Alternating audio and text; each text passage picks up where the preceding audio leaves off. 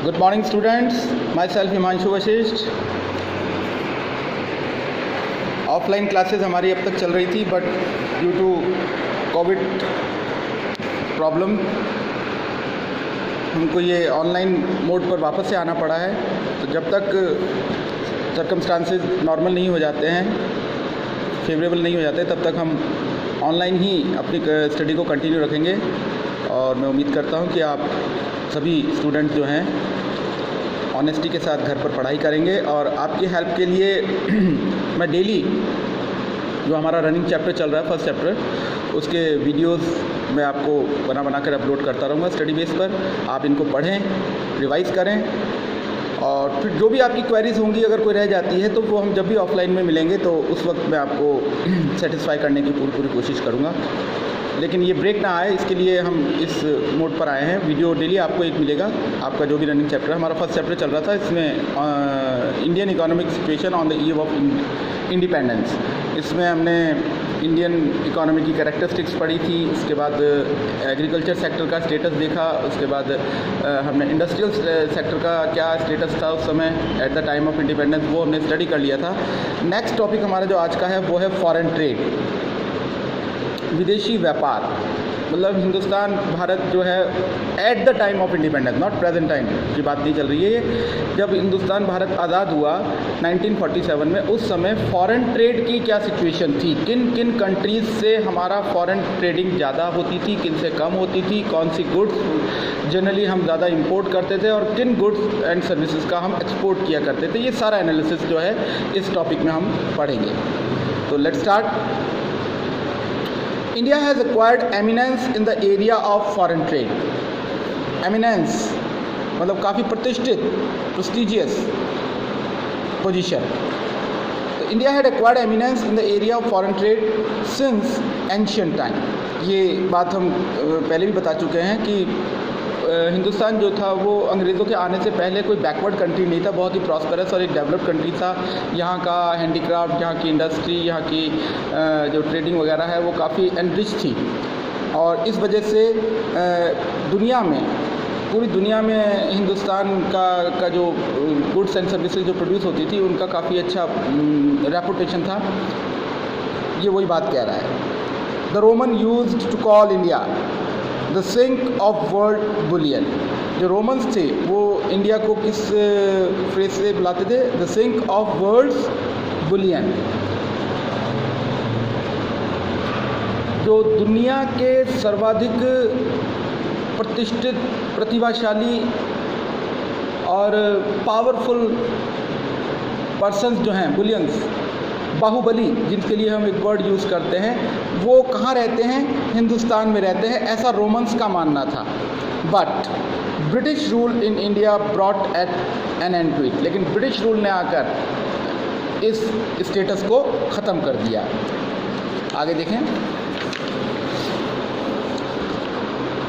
Prior to British rule, India was a well known exporter of finished goods such as fine cotton, silk, textile, iron goods, wooden goods, and ivory work, हाथी दांत, ivory work होता है जो हाथी दांत की बनी हुई चीज़ें होती हैं, and precious stone। अंग्रेज़ों के आने से पहले इन सभी गुड्स में एक बहुत अच्छा प्रेस्टिजियस पोजीशन हिंदुस्तान की थी एज एन exporter. But the British converted India into net exporter of raw material. लेकिन ब्रिटिशर्स ने क्या करा? इंडिया को कन्वर्ट कर दिया रॉ मटेरियल के exporter and importer of finish goods, और फिनिश गुड्स के इंपोर्टर के रूप के कंट्री के रूप में कन्वर्ट करके रख दिया। पहले तो ये फिनिश गुड्स एक्सपोर्ट किया करता था, ओके, लेकिन उनकी डिस्क्रिमिनेटरी पॉलिसीज़ की वजह से, जिनके बारे में हमने लास्ट क्लासेस के अंदर काफ़ी डिटेल से स्टडी किया है, डिस्कस भी किया है, तो उसमें उन पॉलिसीज़ के चलते इंडिया जो था वो रॉ मटेरियल का तो एक्सपोर्टर बन गया और फिनिश गुड्स का इंपोर्टर बन गया। Okay, it was all due to discriminatory policy of trade and tariff pursued by the British government. और ये हम ऑलरेडी डिस्कस कर चुके हैं कि कौन सी डिस्क्रिमिनेटरी पॉलिसीज़ थी जिनकी वजह से इंडिया की ऐसी हालत हुई। State of India foreign trade at the time of independence can be described in terms of following observation. अब फॉरेन ट्रेड की क्या स्टेट थी, क्या पोजीशन थी, क्या सिचुएशन थी, उनको इन पॉइंट्स में एक्सप्लेन करने की कोशिश की है। तो पहला पॉइंट है net exporter of raw material and importer of finish goods. वही बात जो भी हम डिस्कस कर रहे थे उसको एक बार से रिवाइज किया गया है यहाँ पर। Due to exploitative colonial policies of trade and tariff की जो एक्सप्लॉयटेटिव पॉलिसीज़ थी, शोषण से युक्त नीतियाँ जो उन्होंने बनाई थी। लास्ट क्लास के अंदर मैंने आपको बताया था कि फिनिश गुड्स के ऊपर जो था बहुत हैवी टैरिफ लगा दिया था और रॉ मटेरियल पे को एक्सपोर्ट करने पर टैरिफ हटा दिया था, और फॉरेन से स्पेशली इंग्लैंड से जो फिनिश गुड्स इंपोर्ट करते थे उन पर से भी टैरिफ हटा दिया गया था। तो ये 2-3 पॉलिसीज़ थी जिनकी वजह से इंडिया का ट्रेड जो था वो कोलैप्स हो गया या डिके हो गया। Okay, India became net export of raw material and primary products like raw silk, cotton, wool, jute, indigo, नील जिसको बोलते हैं, शुगर एट्सेट्रा, ये चीज़ें एक्सपोर्ट करने लगा। At the same time, it became net importer of finished goods produced by the British industry. अब raw material कहाँ जाता था? इंग्लैंड जाता था, वहाँ की फैक्ट्रीज़ के अंदर रीमैन्युफैक्चर होने के लिए जाता था, फिर वहाँ से रीमैन्युफैक्चर होकर वापस बिकने के लिए कहाँ आता था? फिनिश गुड्स के तौर पर हिंदुस्तान में। बिकॉज इंडिया जो है उनकी नज़र में एक बहुत बड़ा मार्केट था अंग्रेज़ों की। आर इम्पोर्ट्स इंक्लूड, और हम क्या इंपोर्ट करते थे? Cotton, made up cotton, silk and woollen clothes, beside several types of capital goods produced in England. Okay, composition of export and import reflected under backwardness of the Indian economy. तो ये जो export and import का जो composition है, मतलब export में हम क्या क्या भेज रहे हैं और इंपोर्ट में हम क्या क्या मंगा रहे हैं, ये गुड्स बताती हैं कि इंडिया का फॉरेन ट्रेड जो था वो बहुत ज़्यादा बैकवर्ड और स्टैग्नेशन कंडीशन में था eight the time of independence. तो फर्स्ट पॉइंट हुआ हमारा इसका। Second, monopoly control of India's foreign trade. अब यहाँ पर वो एडमिनिस्ट्रेटर काम कर रहे थे, पूरा कंट्रोलिंग उनके हाथ में थी अंग्रेज़ों के। तो जो पॉलिसीज़ उन्होंने बनाई वो अपने फेवर में बनाई और एक तरह से मोनोपोलिस वो बन गए अंग्रेज़। देखिए, during the British rule export and import of the country came under monopoly control of the British government. In the context 2 observations are of critical significance. इस मामले में 2 बातें बहुत इंपॉर्टेंट है कि कैसे मोनोपोलिस्ट बने। First is, more than 50% of India's foreign trade was directed towards great Britain. पहली बात कि हिंदुस्तान का जितना भी इंपोर्ट एक्सपोर्ट होता था, टोटल फॉरेन ट्रेड जो होता था, उसमें से 50% तो केवल अकेले ग्रेट ब्रिटेन से ही हुआ करता था। Okay, rest of the trade was directed towards China, Ceylon जिसको आज हम श्रीलंका के नाम से जानते हैं, पर्शिया, ईरान, इनके साथ था। मेनली ग्रेट ब्रिटेन के साथ और partially China, Sri Lanka and Persia, Iran. The control of Britain over India's foreign trade intensified after the opening of Suez Canal in 1869। Suez canal, इसके बारे में आप ज्योग्राफी के अंदर भी पढ़ेंगे या फिर इसमें ज़्यादा डिटेल नहीं है, बट ये एक ट्रेड पाथ हुआ करता था और सुएज़ कैनाल के 1869 में ओपन होने के बाद ये जो इंडिया और इंग्लैंड के बीच जो फॉरेन ट्रेड 50% था, ये और ज़्यादा इंटेंसिफाइड हुआ और ज़्यादा बढ़ा। While export of primary product, raw material from India supplied inputs to the British industry, import of finished goods from Britain provided a huge market to the British industry. Okay, तो ये point यहाँ पर ख़त्म होता है। इसको conclude किया गया है इस बॉक्स में, मैं रिपीट कर रहा हूँ। Colonial policy of the British government resulted in a monopoly control of India's foreign trade. Second is, export and import were largely restricted to the between India and Britain. ज़्यादा से ज़्यादा जो व्यापार हुआ करता था वो इंडिया और ब्रिटेन के बीच में होता था। India's export provided raw material to the British industry. जो एक्सपोर्ट से हमारे वो रॉ मटेरियल के तौर पे थे जो कि हम ब्रिटिश इंडस्ट्री को एक्सपोर्ट किया करते थे, while India's import provided a huge market for British industry. These are typical characteristics of backward economy. और ये जो करेक्टरिस्टिक हैं ये एक प्रॉस्पेरस या फॉरवर्ड या डेवलप्ड इकोनॉमी की नहीं बल्कि एक बैकवर्ड और स्टैग्नेटेड इकोनॉमी की हैं। तो ये 2 पॉइंट हमने फॉरेन ट्रेड स्टेटस के बारे में हमने पढ़े इंडिया के। पहला तो ये कि net exporter of raw material and importer of finish goods, and second is monopoly control of India's foreign trade. अब तीसरा पॉइंट आ रहा है इसमें, surplus trade but only to benefit the British. देखिए ट्रेडिंग के अंदर क्या होता है, 3 तरह की कंडीशंस होती हैं, deficit, balance and surplus. Okay, balance का मतलब होता है जितना हमारा इंपोर्ट है उतना ही हमारा एक्सपोर्ट, जितने रुपए का हम एक्सपोर्ट कर रहे हैं उतने ही रुपए का हम इंपोर्ट कर रहे हैं, यानी कि हमें किसी को कुछ देना नहीं है, ना हमें किसी से कुछ लेना है। Okay, that type of trading is called balance trading.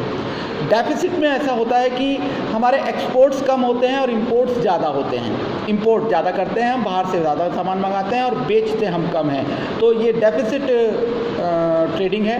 और सरप्लस में होता है कि हमारे एक्सपोर्ट्स ज़्यादा हैं और हमारे इंपोर्ट्स कम हैं। तो eight the time of independence जब तक अंग्रेज़ों का यहाँ पर कंट्रोलिंग थी, राज था, तो हमारा जो ट्रेड था वो सरप्लस था। ओके, तो ये सुनने में अच्छा लगता है कि अच्छा हमारे एक्सपोर्ट्स ज़्यादा थे और इंपोर्ट्स कम थे, इट वाज गुड सिचुएशन। लेकिन ये जो सरप्लस सिचुएशन थी ये अंग्रेज़ों के बेनिफिट के लिए थी। कैसे, देखिए, surprisingly during the British regime our export exceeded our import. हमारे एक्सपोर्ट जो थे वो हमारे इम्पोर्ट से ज़्यादा थे। It implied surplus of balance of trade, और इसकी वजह से जो बैलेंस ऑफ ट्रेड होता है जिसके बारे में मैंने आपको बताया था वो सरप्लस में था, पॉजिटिव था, हमारे फेवर में था।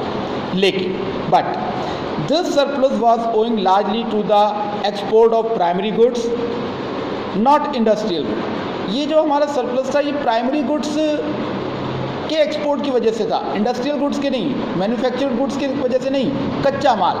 Okay, which as a sign of economic backwardness. अब हमारे यहाँ पर फैक्ट्रीज नहीं हैं कॉटन को कपड़े में कन्वर्ट करने की, जूट की, शुगर्स की, तो बेटर कौन सी सिचुएशन होती है जब हम अपने रॉ मटेरियल को खुद ही ट्रांसफॉर्म करें फिनिश गुड्स में।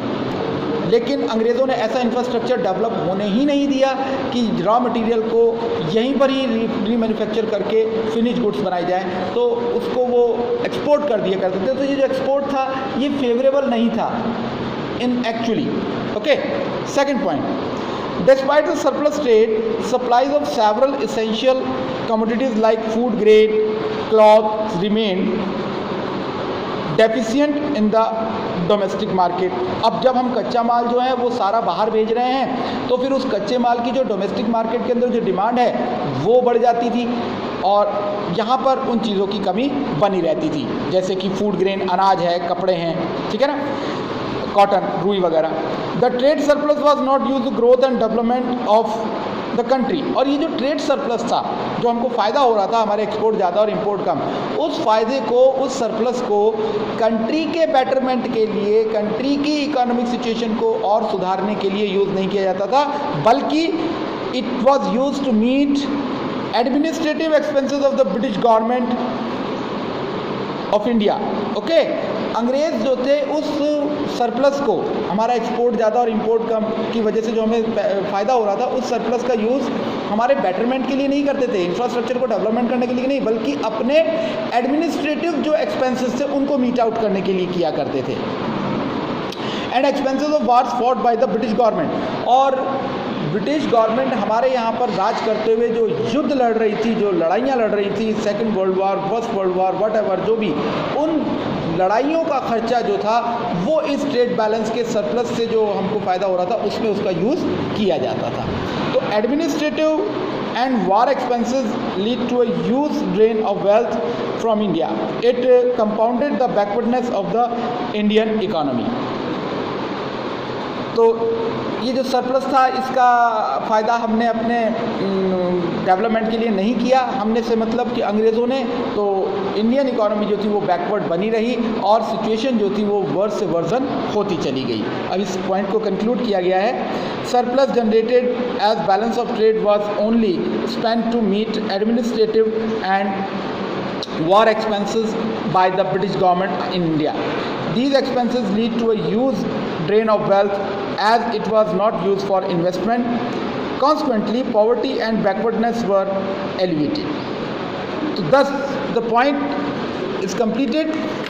Foreign trade at the time of independence क्या सिचुएशन थी, थोड़ा सा पहले इंट्रोडक्शन दिया गया कि प्रायर टू ब्रिटिश हम बहुत स्ट्रांग पोजीशन में थे, लेकिन अंग्रेज़ों के आने के बाद हमारी हालत जो थी वो बहुत ज़्यादा वीकन होती चली गई और उनको इन पॉइंट्स से क्लियर करने की कोशिश की गई है।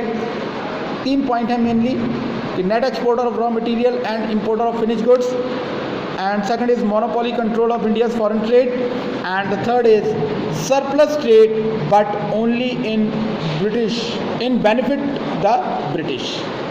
ओके, तो ये हमारा फॉरेन ट्रेड का पॉइंट कंप्लीट होता है कि फॉरेन ट्रेड की सिचुएशन क्या थी। इसके बाद नेक्स्ट आता है डेमोग्राफिक प्रोफाइल। डेमोग्राफी, इसके बारे में मैंने आपको बताया था क्लास के अंदर कि analytical description of population of the country is called demographic profile. कितनी पब्लिक थी, पॉपुलेशन कितनी थी, मेल कितने थे, फीमेल कितने थे, लिटरेसी रेट का, birth rate, death rate, urban, rural, whatever, ये सारा एनालिसिस किसी भी कंट्री की पॉपुलेशन का, ये कंप्लीट एनालिसिस जो है इस टाइप का कहलाता है। आपका क्या कहलाता है? Demographic profile. तो demographic condition during the British rule exhibited all features of a stagnant and backward economy. तो उस टाइम की जो डेमोग्राफिक प्रोफाइल थी कंट्री की, उसको अगर हम स्टडी करें तो हम देखते हैं कि जो फीचर्स निकल के आते हैं eight the time of independence demographic profile के, वो फीचर्स बताते हैं कि इंडियन इकोनॉमी जो थी एक बैकवर्ड और एक स्टैग्नेंट इकोनॉमी थी, पिछड़ी हुई और ठहरी हुई अर्थव्यवस्था। Here we focus on the following parameters. अब इसके कुछ पैरामीटर्स हैं, पैमाने हैं, स्केल हैं। कौन कौन से हैं? First of all birth rate and death rate. पहले तो समझ लीजिए कि बर्थ रेट और डेथ रेट होती क्या है। Birth rate and death rate were very high, nearly 40 and 40 per 1000 respectively. प्रति हजार पर 1000 लोगों पर पैदा होने वाले नए बच्चे इज कॉल्ड बर्थ रेट और मरने वाले लोग is called death rate, and the both rates were very high at the time of independence. 48 persons ये तो बर्थ रेट थी और 40 पर्सन्स पर 1000 ये डेथ रेट थी। ये बहुत हाई डेथ रेट माना जाता है ये ratio. High BR and high DR, birth rate and death rate, suggest a state of massive poverty in the country. ये जो हाई डेथ रेट और हाई बर्थ रेट है ये बताती है कि हिंदुस्तान में उस वक्त पॉवर्टी बहुत ज़्यादा थी, गरीबी बहुत ज़्यादा थी। ओके, लोगों को नॉलेज नहीं था, अवेयरनेस नहीं थी कि बच्चों की संख्या जो है वो फैमिली के अंदर ज़्यादा नहीं होनी चाहिए, क्योंकि फिर हम उनका एक अच्छे तरीके से अपब्रिंगिंग नहीं कर सकते हैं, और इस वजह से बर्थ रेट ज़्यादा थी। और सेकेंडली कि पॉवर्टी थी अगेन, तो पॉवर्टी के चलते न्यूट्रिशियस लेवल जो था, खाने पीने का जो लेवल था वो बहुत लो था, और हेल्थ फैसिलिटीज़ भी अच्छी नहीं थी, और अच्छी हेल्थ फैसिलिटीज़ को ड्यू टू पॉवर्टी वो अफोर्ड नहीं कर पाते थे। दैट्स वाई डेथ रेट भी बहुत ज़्यादा थी। तो किसी भी कंट्री की पॉपुलेशन का बर्थ रेट का एंड डेथ रेट का हाई होना एक अच्छा साइन नहीं है। दोनों ही रेट जो हैं वो लो होनी चाहिए, और इन दोनों ही रेट जो थी at the time of independence high थी। Okay, second is infant mortality rate. Infant mortality जो प्रति 1000 पैदा होने वाले पर 1000 बर्थ लेने वाले बच्चों में डेथ होने वाले बच्चों की संख्या को बोलते हैं infant mortality rate. Infant mortality rate, death rate of children below the age of 1 year, 1 साल से कम एज के बच्चे, ओके, 1 साल से ऊपर के नहीं, पैदा होने के अंदर के बाद 1 साल के भीतर जिन बच्चों की डेथ हो जाए, ऐसे बच्चों की संख्या बहुत ज़्यादा हाई थी, was very high. Okay, it was about 218 per 1000 कितनी ज़्यादा हाई थी देखिए आप, प्रति 1000 पर 1000 बर्थ लेने वाले बच्चों में से 218 बच्चे पर ईयर उनकी डेथ हो जाया करती थी। While at present it is 30 पर 1000। आज की कंडीशन में अगर हम कंपेयर करें तो ये केवल 30 है। Okay, high infant mortality rate is a sign of poor health care connected with extreme poverty. अब ये जो इन्फेंट मोर्टेलिटी रेट का हाई होना क्या बताता है कि हमारी उस टाइम की जो हेल्थ फैसिलिटीज़ थी वो प्रॉपर नहीं थी, अप टू लेवल नहीं थी। जन्म के समय या जन्म के बाद किसी न किसी बीमारी के चलते, क्योंकि वैक्सीनेशन प्रोग्राम भी उस समय ज़्यादा नहीं हुआ करता था, न्यूट्रिशियस लेवल ज़्यादा नहीं था, इस वजह से बच्चों की डेथ हो जाया करती थी। तो डेथ रेट का, इन्फेंट मोर्टेलिटी रेट का हाई होना बताता है कि पॉवर्टी जो थी वो बहुत ज़्यादा प्रिवेल थी, लोग जो थे बहुत ज़्यादा गरीब थे। Okay, third, life expectancy. Life expectancy का मतलब होता है एवरेज एज, कि एक आम भारतीय एवरेज कितना जीता था। तो life expectancy, average life of a person was as low as 44 years only, while presently it is 69.4 years. उस समय मतलब eight the time of independence जो एवरेज एज हुआ करती थी हिंदुस्तानी की, एक आम भारतीय की, वो 44 साल थी। इसको थोड़ा समझिए, ये मतलब कि आप इसको ऐसा ना समझ लें कि हर एक भारतीय जो है केवल 40 या 44 साल ही जीता था। नो, एवरेज एज कैसे निकलती है कि जितनी भी पब्लिक है उन सबकी टोटल एज में से को डिवाइड कर दिया जाता है पब्लिक की पॉपुलेशन से, तो एक एवरेज एज निकल के आती है। अब डेथ रेट बहुत ज़्यादा थी, इन्फेंट मोर्टेलिटी रेट बहुत ज़्यादा थी, डेथ रेट ज़्यादा थी, इस वजह से एवरेज एज का जो फिगर है वो भी बहुत लो है इंडिपेंडेंस के टाइम। और आज की अगर हम बात करें तो ये 69.4 ईयर्स है। तो low life expectancy reflects lack of health care. अब इतनी लो लाइफ एक्सपेक्टेंसी है तो इसका मतलब क्या क्या कंक्लूजन निकलेगा कि हमारे यहाँ पर उस time health care facilities proper नहीं थी, हॉस्पिटल्स ज़्यादा नहीं थे, डॉक्टर्स ज़्यादा नहीं थे, और क्या नाम से अदर जो फैसिलिटीज़ होती हैं जो बंदे को मरने नहीं देती ईजीली, वो उनकी बहुत ज़्यादा कमी थी। And lack of awareness as well as lack of means of avail them. तो ये तीन बातें डेमोग्राफिक प्रोफाइल में आई अब तक। Birth rate and death rate both were high, infant mortality rate was very high, and life expectancy was very low eight the time of independence. और इसके बाद अगला पॉइंट जो आता है वो है आपका लिटरेसी रेट, साक्षरता दर। लिटरेसी और एजुकेशन, इसको थोड़ा सा समझना पड़ेगा आपको।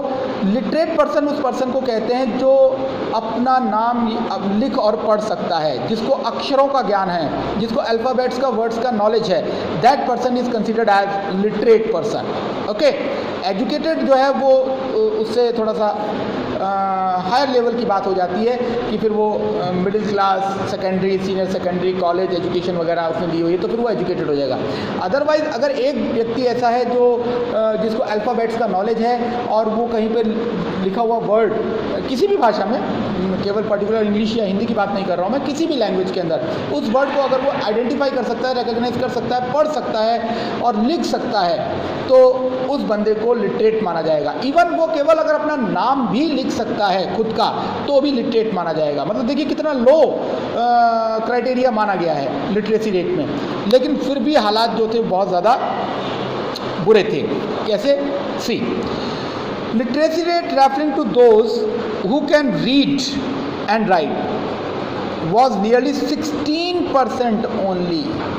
केवल 16%, यानी कि 100 में से केवल 16 लोग ऐसे थे जो पढ़ लिख सकते थे। 84% पीपल वर इलिटरेट, अंगूठा छाप थे eight the time of independence. Okay, reflecting social backwardness, और ये बात बताती है कि हमारा सामाजिक पिछड़ापन कितना ज़्यादा था as a reflection of economic backwardness. Female literacy rate was still worse, और ये तो टोटल है 16 तो, और अगर केवल महिलाओं की बात करें तो वो तो केवल 7% ही थी, यानी कि 100 में से केवल 7 लेडीज़, 7 महिलाएं, 7 विमेन ही पढ़ी लिखी हुआ करती थी। 93 womens were illiterate at the time of independence. This indicated gender bias in society. अब ये जो विमेन लिटरेसी रेट का इतना लो रेशो है, ये बताता है कि eight the time of independence हमारा जो सोसाइटी थी, हमारी जो समाज था, उसमें जेंडर बायस कितना ज़्यादा था। जेंडर बायस का मतलब होता है लड़का लड़की में भेदभाव करना। भाई लड़के जो होते हैं वो बेटर होते हैं, लड़कियां जो होती हैं वो उतनी अच्छी नहीं होती हैं, और उनके जो बेसिक राइट्स हैं, उनका एजुकेशन का वगैरह वगैरह, उनसे उनको डिप्राइव्ड रखना, ओके, और उनको सेकेंडरी मानना सोसाइटी में, उनको कमज़ोर मानना, इस तरह की सोच को जेंडर बायस कहा जाता है। और ये रेशो बता रहा है, 7% का रेशो बता रहा है कि जेंडर बायस जो था वो बहुत ज़्यादा कॉन्सेंट्रेटेड था eight the time of independence. Okay, अब इस टॉपिक को हम कंटिन्यू करेंगे नेक्स्ट वीडियो के अंदर। इस वीडियो में मैंने जो आपको पढ़ाया है, इसको आप अपनी बुक आपके पास है उससे पढ़िएगा, और जो मैंने एक्सप्लेन किया है उसके अकॉर्डिंग उसको समझने की कोशिश कीजिएगा। फिर भी अगर कोई डाउट या कोई कन्फ्यूज़न या कोई क्वेरी रहती है तो उसको हम जब भी ऑफलाइन क्लास लगेगी उसमें या फिर ऑनलाइन क्लास के अंदर क्लियर करने की कोशिश करेंगे। Okay student, thank you, good bye.